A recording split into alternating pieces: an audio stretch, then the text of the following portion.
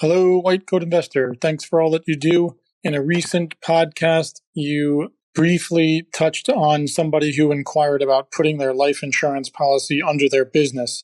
As a solo practitioner and owner of my LLC medical practice, I am interested to learn what are the positives and negatives of considering doing this, and how does that work in terms of payout and who would get the money if the policy is paid for under the business.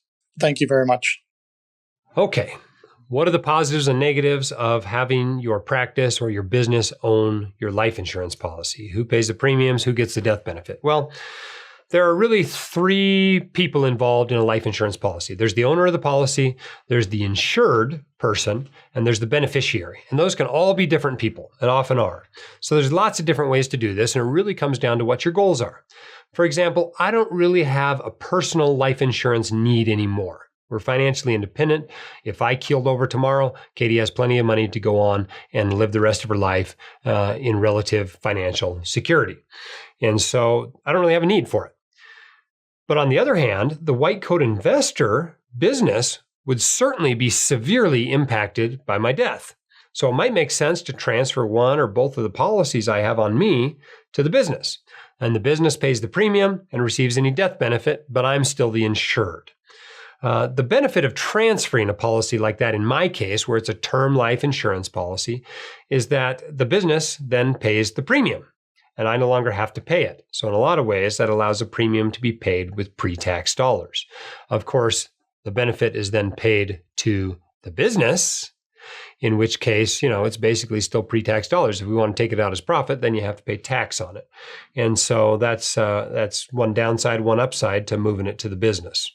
The death benefit, of course, increases the value of the business. So that's pretty straightforward. However, if it's a cash value policy, a whole life insurance policy or something like that, it becomes much, much more complicated. And it's probably a more frequent occurrence that a policy is transferred from a business to an individual. Oftentimes, a business offers that kind of a policy as some kind of a benefit or incentive package, part of the compensation for an employee. But frankly, these are usually sold to businesses by very slick insurance agents. And I think most of the time, it would be better to offer a better 401k match, a defined benefit plan, or even a higher salary instead. A business owner could transfer a personal cash value policy to a business, of course. That would be treated like a capital contribution to the business as far as taxes go. Why might you do that? Well, if the business had a need for a policy that you no longer needed, this key man insurance, it's often called, might be a reasonable use of doing it. But, you basically just have to look at what the insurance needs are for the individual and the business and see what the best ways to accomplish that is. And sometimes it's by transferring a policy rather than buying a new one. If you want your questions answered by the White Coat Investor, record your question at whitecoatinvestor.com/YQA or click the link in the description.